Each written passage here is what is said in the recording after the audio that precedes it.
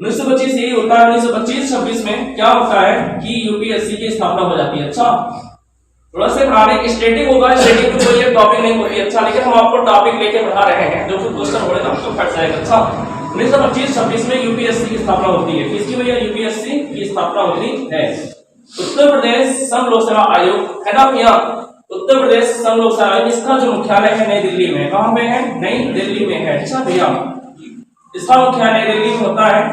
और अब देखा जाता है कि यूपीएससी के पहले अध्यक्ष कौन होते हैं? उनका नाम होता है रासबुर्ग या रासबार्कर कह सकते हैं। रासबार्कर यूपीएससी के पहले अध्यक्ष हैं। अच्छा भैया, यूपीएससी के पहले अध्यक्ष कौन होते हैं? रासबार्कर है। अच्छा भैया, पूछा जाएगा वर्तमान यूपीएससी के अध्यक्ष कौन है? तो मनोज सोनी है। कौन है? मनोज सोनी है। मनोज सोनी वर्तमान यूपीएससी के अध्यक्ष माने जाते हैं, है ना। तो ये था आपका मानसी की बात करते 1925 का मैटर 1926 का था। जो रासबार्कर थे ये 1926 से लेकर 1932 तक इनका कार्यकाल था, है ना। 25-26 में आपका यूपीएससी की स्थापना होती है। तो यहाँ 25-26 होता है, लेकिन आपकी बड़ी गिनती सही होती है सदैव 1926 सही होगा। अच्छा भैया, तो 1926 में पहले सत्र यूपीएससी के अध्यक्ष को बनाए जाते हैं, रासबार्कर बनाए जाते हैं। जो रासबार्कर होते हैं, रासबार्कर को पहला अध्यक्ष बना दिया जाता है। कार्यकाल 1926-1932 तक होगा। अर्थात हम कह सकते हैं यूपीएससी के अध्यक्ष का जो होता है कार्यकाल 26-6-32। आंसर कितना लगाएंगे हम? 6 वर्ष ना। आंसर क्या लगाएंगे हम? 6 वर्ष लगाएंगे। वर्तमान यूपीएससी के अध्यक्ष कौन है? मनोज सोनी है। कार्यकाल कितना होगा इनका? 6 वर्ष के लिए होगा। अच्छा भैया, तो समझ में आया ना। तो अब बात करते हैं, ये थोड़ा सा था, अपनी नोट्स बनाते चलिएगा। अच्छा, हालांकि ये आपको बिल्कुल ये सोचिए कि हमें कुछ बनना है ना। स्टडी सीखे में कोई भी टॉपिक नहीं होती है, जो टॉपिक होती है वो पूरी तरीके से लेके चलता है, कहां से क्वेश्चन बनेगा। अच्छा, तो समझ में आ गया। आप मिटा दें इसको, चलिए मिटा देते हैं। तो जन्म होगा 1925 में स्वामीनाथन का। कोडम्बू होगा इनका जन्म होता है। भारत की तरफ से हरितक्रांति के जनक माने जाते हैं। और ये शुरुआत होती है हमारे यहाँ पंजाब से, लेकिन आई कहां से आई थी? यूएसए से आई थी। कहां से आई थी? यूएसए से आई थी। कब आई थी भारत में? 1966 में आई थी। जान गए ना, कब आई? 1966 में आई थी। अगर पूछा जाता है कि भारत में हरित क्रांति कब से कब चला था? 1965 से 1968 तक चला था। अब से कब तक चला था? तो भारत में हरित क्रांति कब आई थी? 1965 से 1968। लेकिन पूछा जाए पंजाब में कब आई? 1966 में आई थी। समझ गए? पक्का? फिर पूछ रहा है भारत का हरित क्रांति के जनक किसे कहा जाता है? स्वामीनाथन। स्वामीनाथन का जन्म हुआ 1925 में। कहां हुआ था? कोडम्बू हुआ था। अच्छा भैया, अब पूछेंगे कि हरित क्रांति पंजाब में कब आई? 1966 में आई थी, है ना। अब पूछा जाता है कि भारत में हरित क्रांति कब आई? 1965 से 1968 से आई थी, है ना। अगर पूछा जाता है कि भारत में कितने राज्यों में हरित क्रांति सबसे पहले प्रभाव पड़ा है? उसका पंजाब है, हरियाणा है, उत्तर प्रदेश है, उत्तर प्रदेश है। अच्छा भैया, अब देखेंगे जो पंजाब है ना, पंजाब दो भागों में बांटा जाता है। पहला होता है पंजाब, आप जानते हैं पाकिस्तान को मिलता है। पाकिस्तान को पश्चिमी पंजाब मिला है, भारत को पूर्वी पंजाब मिला है। याद रखे रहे, भारत को पूर्वी पंजाब मिला है और पाकिस्तान को पश्चिमी पंजाब मिला है। इसका उल्टा कर देंगे, भारत को पश्चिमी बंगाल मिला है और पाकिस्तान को कौन सा मिला था? पूर्वी बंगाल मिला था। पूर्वी बंगाल वही है जिसका नाम बांग्लादेश रखा जाएगा। 16 अक्टूबर 1972 को बांग्लादेश पाकिस्तान से अलग हो जाएगा। समझ आया ना? बांग्लादेश की राजधानी, इसका मुद्रा क्या है? अब उसके प्रधानमंत्री का नाम जरूर बताइए बच्चा। शेख हसीना। शेख हसीना, हाँ याद तो जरूर याद कर रखें। अब विश्व स्तर पर देखा जाए, यूएसए से शुरू होती है। नानो मोलाक ने इसका शुरू किया था। नानो मोलाक कहाँ के निवासी थे? यूएसए के, क्योंकि वास्तव निवासी होते हैं ये जर्मनी के। वास्तव कहाँ के दिया? जर्मनी के निवासी होते हैं। लेकिन वहां पे जाने के पश्चात ये और यूएसए में, यूएसए की जगह है मैक्सिको। किस स्थान से? मैक्सिको स्थान से इसका अनाउंस करते हैं क्या? विश्व हरित क्रांति। अच्छा भैया, मैक्सिको में जाते हैं, यहाँ पे सबसे पहले गेहूं की खोज, प्रजाति की खोज होती है, उस गेहूं की प्रजाति का नाम रखा जाएगा मैक्सियन। क्या रखा जाएगा? अब बताइएगा सबसे पहले गेहूं की प्रजाति की खोज कौन सी हुई थी? मैक्सियन हुई थी। किसने खोजा था? नार्मोडा ने खोजा था। कहां पे खोजा था? मैक्सिको। मैक्सिको कहां पे है? यूएसए में है। अंतरराष्ट्रीय स्तर पर शुरुआत कहां से होती है हरित क्रांति? मैक्सिको। कहां होगा भैया राज्य? देश है? ये पढ़ने का तरीका हुआ करता है। अब यहाँ पे देखेंगे तो पूछा जाता है जो हरित क्रांति है, हरित क्रांति का प्रभाव किस अनाज पर हुआ था? तो गेहूं। किस अनाज पर हुआ था? गेहूं। गेहूं जो था ये एक ग्रेमिनी कुल का पौधा है। हर तरीके से, चाहे साइंस होगा, चाहे आपका इतिहास होगा, चाहे ज्योग्राफी होगा, चाहे इकोनॉमी होगा, अगर है स्टैटिक है तभी सभी सब्जेक्ट लेकर चलेगा। अच्छा, गेहूं किस कुल का पौधा है? ग्रेमिनी कुल का पौधा है। किस कुल का भैया? ग्रेमिनी कुल का पौधा है। अच्छा,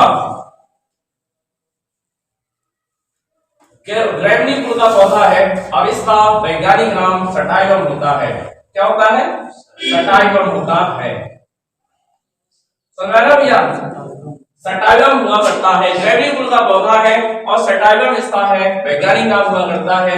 गेहूं भारत में सबसे पहले कहां पाया गया था? गेहूं का साज कहां से मिला था? सबसे पहले मिलता है रंगपुर में। जो प्राचीन इतिहास देखा सिंध घाटी से बता कर देखा जाता है तो गेहूं भारत में सबसे पहले रंगपुर में मिला था। कहां मिला था? रंगपुर में मिला था। अच्छा भैया, अब पूछा जाता है तो देख रहे हैं ये आपका एंशिएंट हिस्ट्री पहुंच गया। अच्छा बड़ा से अब देखा जाए गेहूं विश्व में सर्वाधिक कहां पे होता है? तो चीन में होता है। उसके बाद कहां पे होता है? भारत में होता है। तो गेहूं चीन में होता है और भारत में होता है। पहला स्थान किसके पास है गेहूं उत्पादन करने में? चीन के। दूसरे स्थान किसका है? भारत है। अच्छा, अब देखा जाए भारत में पहला स्थान किसके पास होता है? उत्तर प्रदेश होता है। जो प्रमुख फसलों में देखा जाता है तो गेहूं और चावल रखा जाता है। भारत के और उत्तर प्रदेश के प्रमुख फसलों में किसको रखा जाता है? गेहूं और चावल तथा गन्ना को रखा जाता है। यही उत्तर प्रदेश की भी प्रमुख फसल होती है। अब देखेंगे, बात करते हैं हम लोग, साथ रहेंगे, थोड़ा सा देखेंगे। अब जो गेहूं है, गेहूं को उगाने के लिए हमें कम से कम चाहिए 30 से 35 डिग्री सेल्सियस तापमान की आवश्यकता होती है। 30 से 35 डिग्री सेल्सियस तापमान होगा तो गेहूं उगेगा। अच्छा भैया, ये हुआ करता है। चलिए, तो एक ट्रिक होता है, तो पूछा जाता है ट्रिक कैसा होता है कि एक ऐसे याद, जब गोरी चली, इसमें क्या होता है कि प्राचीन काल में सबसे पहले कौन सा अनाज मिला था, है ना? ऐसे क्वेश्चन है, इतिहास में सिंध घड़ी से पता है, इतिहास हुआ करता है कि कौन सा अनाज कैसे, ज से जौ होगा। क्या होगा? जौ होगा। जौ को पुराणों में या ऋग्वेद में यव कहा गया है ना? इसकी पूजा की जाती थी। अब वास होगा बनौली। बनौली है हरियाणा में। बनौली कहां पे है? हरियाणा में। तो क्वेश्चन उठाया जाता है सबसे पहला कौन सा अनाज था? उसका नाम था जौ। जौ को ऋग्वेद में या पुराणों में क्या कहा गया? जौ। और सबसे पहले कहां मिला था? बनौली में। बनौली कहां पे? हरियाणा में। अच्छा, समझ आ गया ना? हरियाणा की स्थापना 1966 में होती है। हरियाणा में प्रसिद्ध कौन है? सपना चौधरी। और कौन प्रसिद्ध है? जो भाला वाले थे, भाला वाले कौन है? नीरज चोपड़ा। ये सब कहां से है? हरियाणा से। हरियाणा में अब जानते हैं डेयरी उद्योग अनुसंधान केंद्र बनाया गया है, करनाल। राष्ट्रीय डेयरी उद्योग कहां बनाया गया है? करनाल। ये हरियाणा में ही है। अच्छा, अब यहाँ पे गांव से गेहूं देखेंगे। अभी हम आपको जो बता रहे हैं, गांव से गेहूं देखेंगे। गेहूं मिला था रंगपुर में। कहां मिला था भैया? रंगपुर में। और चा से देखेंगे चावल, लास्ट होगा लोथल। तो चावल का साक्ष्य कहां मिला था? लोथल। लोथल और रंगपुर है गुजरात में। समझ में आया? अब यही पे चावल की कुटाई हुई, जो कुटाई होती है तो ये भूसी बगल वाले पड़ोसी के यहाँ जा गिरती है। तो पड़ोसी कौन है यहाँ पे? रंगपुर। तो भूसी का साक्ष्य कहां मिला था? रंगपुर में मिला था। चलिए देखते हैं। तो ये चीजें थी, थोड़ी सी बेस था, लेकिन क्वेश्चन पकड़े आते हैं। बिठा दे इसको। चलिए बिठाते हैं।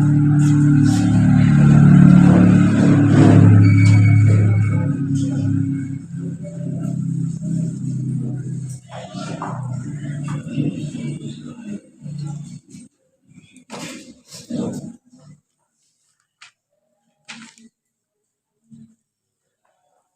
आपने देखा कौन से अनाज कहाँ सबसे पहले मिले थे, और पूछा जाता है सबसे पहला अनाज चावल का साग और डिटवा, है ना, यही है आपके इलाहाबाद ना। तो लगाना क्या पे लोथल आता है। अच्छा आपके एग्जाम में अब देखेंगे भाई, जो गेहूं में देखा जाए, अगर गेहूं देखा जाए तो गेहूं में एक प्रजाति होती है जिसका नाम है मार्कोनी। कौन से किस्म लिया? मार्कोनी। तो क्वेश्चन उठाया जाता है, आप देखते हैं आज का जो क्वेश्चन उठाया जा रहा है, थोड़ा सा इधर उधर कर देता है। मार्कोनी जो प्रजाति गेहूं है, इससे बनती है सूजी। क्या बनती है? सूजी। तो सूजी किससे बनती है? गेहूं से बनती है। ये भी जान जाइए किस गेहूं से बनती है? मार्कोनी गेहूं से बनती है। अब पूछा जाता है जो बिस्किट बनाई जाती है, वो किस गेहूं से बनती है? तो पूसा गेहूं से बनता है ना भैया। बिस्कुट किस गेहूं से बनता है? पूसा गेहूं से बनता है। सबसे ज्यादा जो मार्कोनी है यूएसए में पाया जाता है। कहाँ पाया जाता है? यूएसए में पाया जाता है ना। अब देखेंगे जो सूजी है, हलवा बनाया जाता है, तो हलवा भारत में कहां से आया था? पुर्तगाली में लाया था। कौन लाए थे भैया? पुर्तगाली में लाए थे। भारत में हलवा किस हलवा की खोज हुई थी? गाजर के हलवे की खोज हुई थी। अच्छा, किसके भैया? गाजर के हलवे की खोज हुई थी। गाजर सबसे ज्यादा कौन खाता है? खरगोश। कौन खाता है? खरगोश, है ना। खरगोश एक ऐसा जीव है, एक ऐसा जंतु है जो प्रत्येक दिन 350 ml पानी पीता है। 350 ml पानी पीता है। कौन भैया? खरगोश। अब खरगोश एक बार में 16 स्थानों का चित्र अपने मस्तिष्क में रख सकता है। खरगोश के दो होते हैं, एक होता है खरहा, एक होता है खरगोश। खरहा जंगली होता है, खरगोश पालतू भी होता है। याद रखना। चलिए आगे देखते हैं। जो गाजर है, गाजर में विटामिन ए सबसे ज्यादा पाई जाती है। कौन सा भैया? विटामिन ए सबसे ज्यादा प्रचुर मात्रा पूछा जाता है, सबसे ज्यादा पाई जाती है। अच्छा विटामिन। और गाजर का रंग जो पीला होता है कैरोटीन के कारण होता है। किसके कारण होता है? कैरोटीन के कारण होता है, पीला हुआ करता है। तो कैरोटीन एक प्रोटीन है जो गाय के जो दूध पीला होता है वो भी कैरोटीन के कारण होता है। समझाएगा ना। गाय का पालन सबसे ज्यादा पशुपालन होता है, तो कहाँ होता है? भारत में होता है। विश्व स्तर पे कहाँ होता है? भारत में। और पूछा जाता है कि गाय गोमांस ज्यादा कहाँ बिकता है? तो ये यूएसए में बिकता है। अच्छा भैया, गोमांस सर्वाधिक कहाँ बिकता है? तो यूएसए में बिकता है। बिकता है। अब पूछा जाता है जो पशुधन है, पशुधन में सबसे पहला स्थान किसका है? तो इसका है भारत का है। पशुधन में पहला स्थान कौन है? इसका स्थान है भारत में। याद रखें। अच्छा समझ।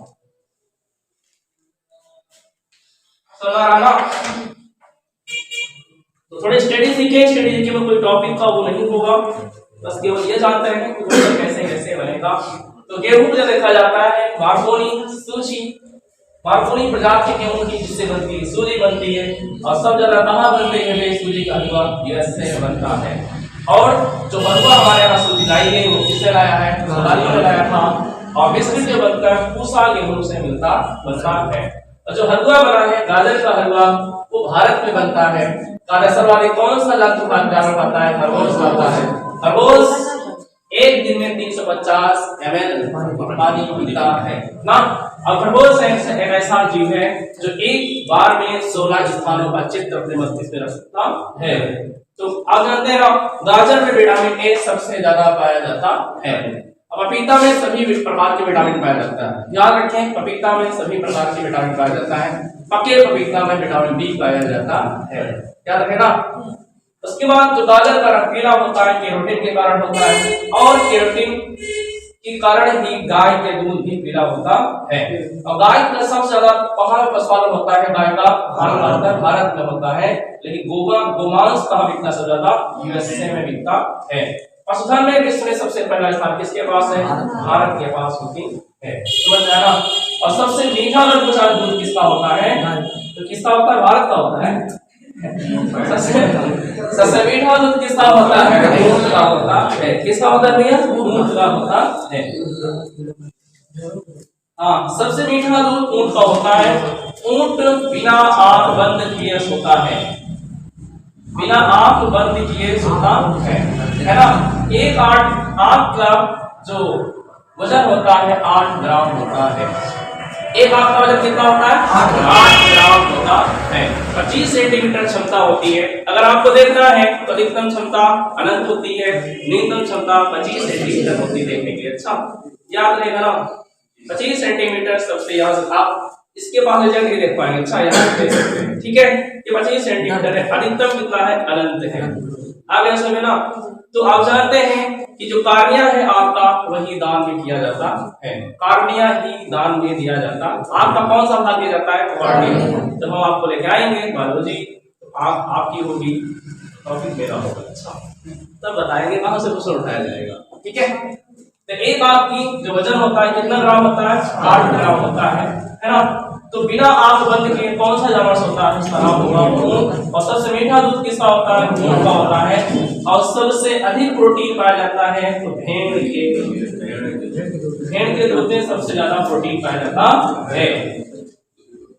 समझा? और सबसे अच्छी भेड़ जो होती है मेरिनो भेड़ होती है ऑस्ट्रेलिया की। अच्छा कौन होती है? मेरिनो भेड़ होती है, ऑस्ट्रेलिया में पाई जाती है। ऑस्ट्रेलिया की राजधानी है क्या? कैनबरा। और इसकी मुद्रा होती है ऑस्ट्रेलियाई डॉलर, है ना। ऑस्ट्रेलिया में कभी ज्वालामुखी नहीं आता है, कभी ज्वालामुखी भूकंप नहीं आएगा। याद रहेगा। ऑस्ट्रेलिया को प्यासी भूमि के नाम से भी जाना जाता है। जब आपको जगह भी पढ़ाएंगे तो ऑस्ट्रेलिया का